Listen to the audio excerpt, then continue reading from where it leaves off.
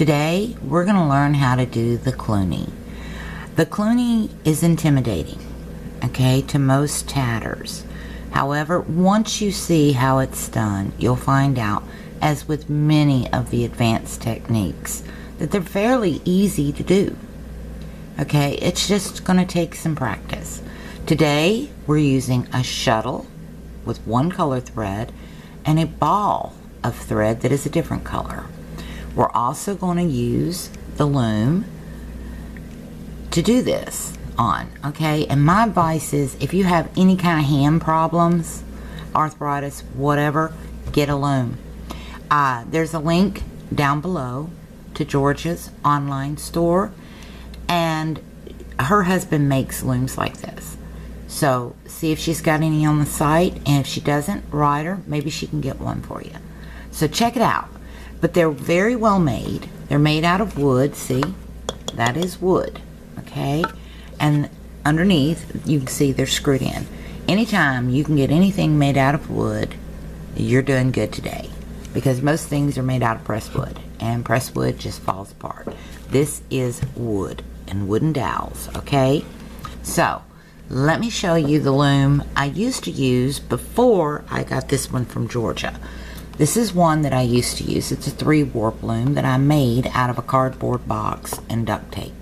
Now you can make yourself a loom, but I'm going to tell you, this is going to wear out.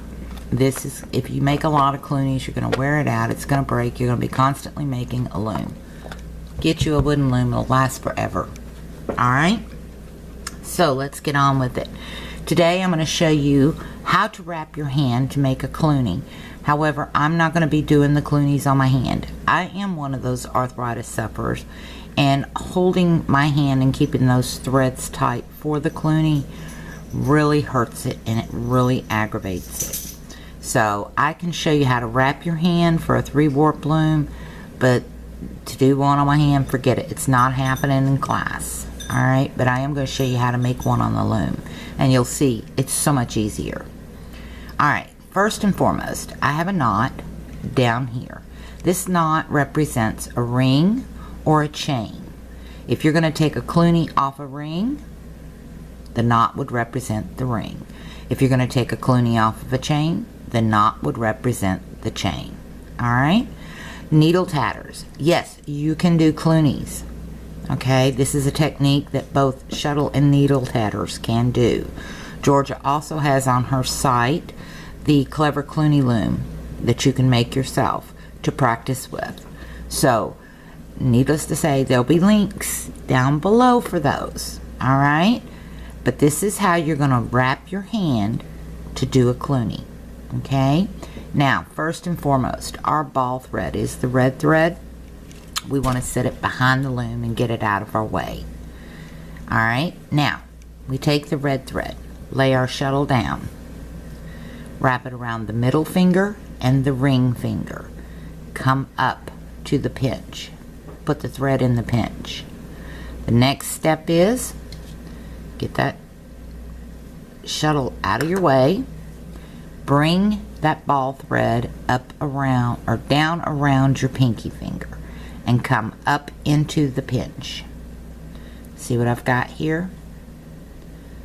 Then you're going to take that ball thread back through between the middle finger and the ring finger and wrap it around the ring finger about 4 times.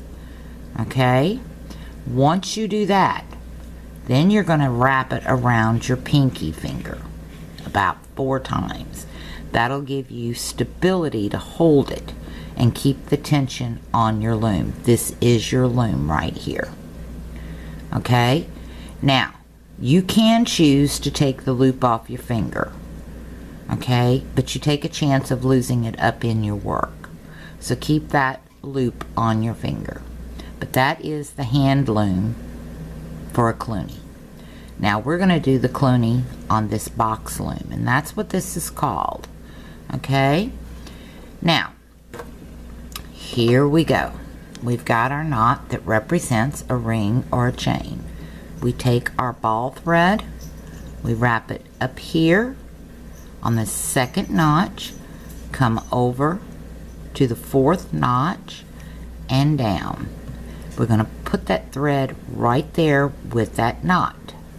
The next thing we're going to do, get that the shuttle thread out of our way, wrap that around our pinky and come back up. See?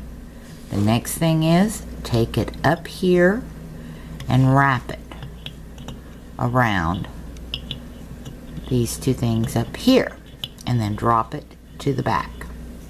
It's out of the way. Okay? Now we get to work with our shuttle thread. We need to get our shuttle thread under there and back to the front. Okay. Now, you see how this is laying in my hand. See it? You want this thread here in the middle to stay in the middle. So, our shuttle thread is coming out to the right.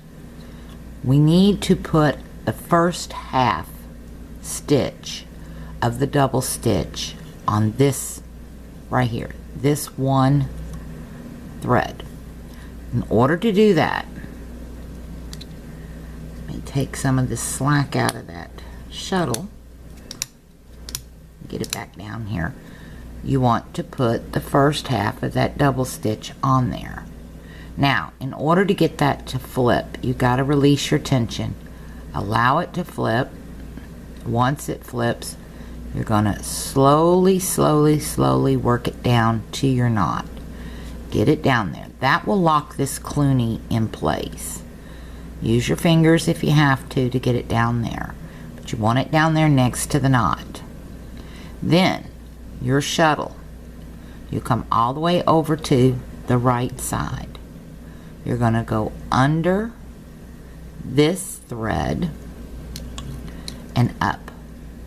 Pull that down. Then you're going to go over this thread and down. Okay? And pull it down. You're going to go down or over this first thread and down and pull it down. Okay? Go under that center thread and up. Okay? Over this thread, down, and then back up. You have just completed one full set. Okay? Now you're going to go and do that same thing over again. Watch what I'm doing. And as you get better, I've got a huge shuttle here. As you get better, your Clunies shape up better. And you work those stitches down till they're down there at that knot. Okay? And keep it all nice and snug. You just keep working your Cluny. And you'll get faster as time goes on. Okay? Just watch what I'm doing. And you can hit one full sweep if you didn't have a monster shuttle. And you see, there's the Cluny. And a Cluny is a leaf. They call them tallies too. I found that out in class. And it shapes out like a leaf and comes back in to a point. Okay? So, you just keep doing this for the amount of sets that the pattern calls for. Okay? Then, as you're going, you're wanting to pull it back in to close this leaf up. Make it look more like a leaf. So you're going to pull your tension in. Okay? And you're going to do it gradual, because you want it to look as realistic as possible. Okay? So with each loop, or each set, you want to bring it in just a little tighter. Okay? And just keep holding that tension. Okay? Now this is not the best Cluny in the world. I'm trying to get this on video. So, but as you can see, it's the same technique all the time. And what we want to do is end where we started. Okay?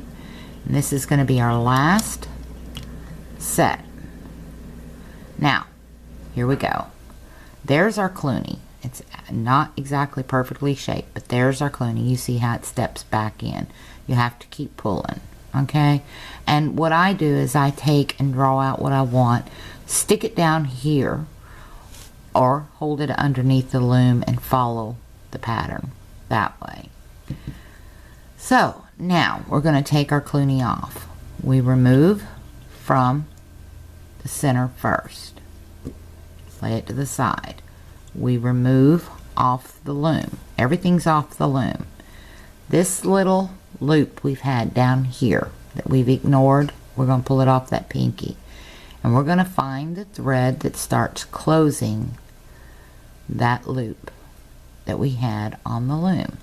If you see your threads bunch up and twist like that, straighten them out.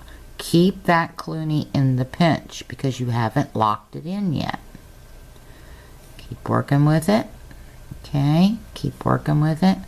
Pull it down till it's snug. Once it's snug, grab your ball thread and pull it the other way. Okay, keep that from twisting. Okay, and you can work it up, and after you get it closed, okay, your Cluny is closed, your loops are gone, wrap that around your pinky and do the second half of that double stitch. Flip it and lock it down. Your Cluny is in place. And there you have it. That's how you do a Cluny. And you can continue on into the next ring or the next chain, whatever you want to do, or you can do a whole row of Clunies. It's your heart's desire. So I hope you learned something. I hope you found that making Clunies are a lot easier than you conceived. Okay? So until next time, I hope you enjoyed this video, and I hope you have a wonderful day. Happy tatting to everyone.